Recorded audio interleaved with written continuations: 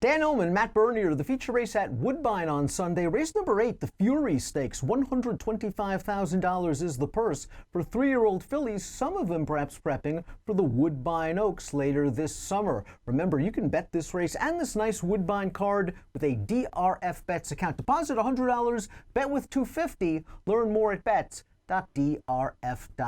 Let's meet these 3-year-old fillies getting set to go 7 furlongs over the Tapeta surface at Woodbine. And Matt, Mark Cassie has 3 horses in this race. Let's begin with the number 7, Western Curl, a horse that ran on turf most recently. Wasn't a bad effort at Aqueduct. Thought all in all it was a decent trip saving ground. Maybe got jammed up a bit turning into the stretch, altered course down to the inside and finished evenly. I really liked this horse's career debut at Woodbine last year, and I thought that her only start on a synthetic surface was an okay effort after missing the break. I think she's run fine on turf and synth. All 3 of those starts, I think they've all been very, very respectable. The 2 dirt races, they weren't a disaster, but certainly a notch below. The interesting thing for me is the turn back in distance here to 7/8 of a mile. I wonder if she's going to be the kind of horse that excels as the distances get longer. And I know that may seem a little bit sort of counterintuitive given the fact that her only win to date was at 7/8 of a mile. But there's a part of me that thinks added ground is going to be to her benefit. I don't mind this turn back, though, and I don't mind the surface switch at all. Well, let's take a look at the Timeform U.S. pace projector for this 7 furlong dash. The number 3, Silent Mistake, expected to make a slight early lead over the 4, Malibu Dawn, the 5, Artelena. Silent Mistake was last seen taking on the boys in the King RV, her first and only race around 2 turns, and she showed good speed. She ran quite well. She finished second. She tired. Turning back in distance should help her. I wonder what we're going to get first off this long layoff, however. Norm McKnight is off to his usual hot start at Woodbine. The other thing that I'm a little bit curious about to see what we get from her, you take a look at some of these other girls, and I know there's a number of them making their first start here as a 3-year-old or whatever the case may be, but Silent Mistake was a little bit slower than some of the other girls as 2-year-olds. So I think she has to catch up to them and pass them if she's going to win in a spot like this.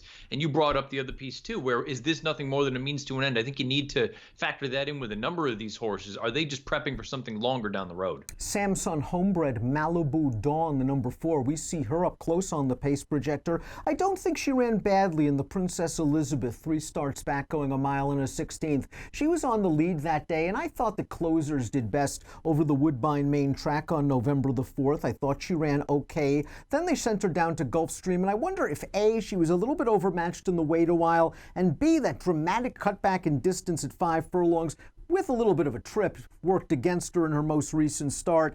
I don't think that was the greatest field, but I like getting her back to 7 and especially getting her back to synth. Yeah, I'm drawing a line through each of the 2 Gulfstream races for the reasons you laid out. Too tough, and then just that giant turn back to 5/8. My bigger concern is when we took a look at the pace projector and the way that this race projects to be run, her only win to date came when she just went out there and was winging it on the front end. Maybe they're going to be aggressive with her out of the gate and try to establish a position like that. But to be honest with you, I don't know that I'm sold on her ability to sit off of a target and be effective. If she goes, maybe they go too fast and ends up cooking her goose. But if that's the situation, I don't know if she has a winning sort of trip in her at this point. The number 1, Hasta la Vista, baby. Improved with each and every start as a 2-year-old for Mark Cassie, culminating in a good second in the Ontario Lassie. Now, this is another layoff horse that I wonder is just taking a comeback route, 7 furlongs, because she really stepped up her game when allowed to stretch out to a route of ground in her last 2 starts as a 2-year-old. But this is a pretty interesting Mark Cassie formulator fact. Past 4 years, 3-year-olds synthetic coming off a 4 to 6 month layoff and cutting back in distance.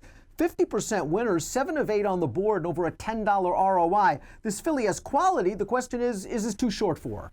Well, the distance and also from a running style standpoint, she just seems void of any real early foot. And I think that could always put her behind the 8 ball unless the pace is just really, really hot in a spot like this.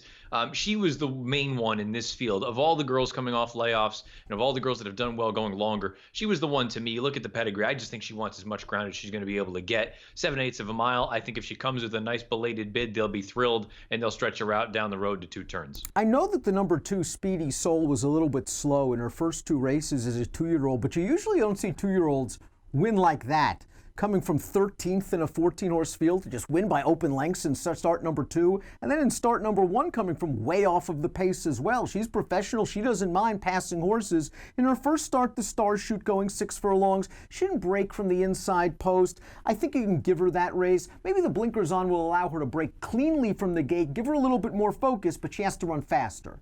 Yeah, another instance, though, where it feels like maybe of all the Cassie horses coming in here, maybe she's the one that's going to be ready to pop in a spot like this because she has the start under her belt already. She stretches out in distance. The blinkers go on. There was no pace for her to run at in that first start off the bench. There's a part of me that expects her to run well. I don't know if she's fast enough to win, but I think she's going to really take that sort of step forward second off the bench. Perhaps worth noting that of the 3 Cassie-trained runners, his main man, Patrick Husbands, takes the mount on this one. Speedy Sol. Entangle Rhodes goes out for Sittard. She has a race this year and now goes second off the layoff. That's been a good angle for this barn in the past, as we see from this formulator fact over the past 5 years. 3-year-old synthetic sprinters going second off the layoff, 21% winners, 217 ROI. I really loved the way she won her 2-year-old finale back in September. She hopped at the start, pressed the pace while 4 wide, and won pretty easily. She should have won pretty easily. She was 2-5. Now, she had some problems after that race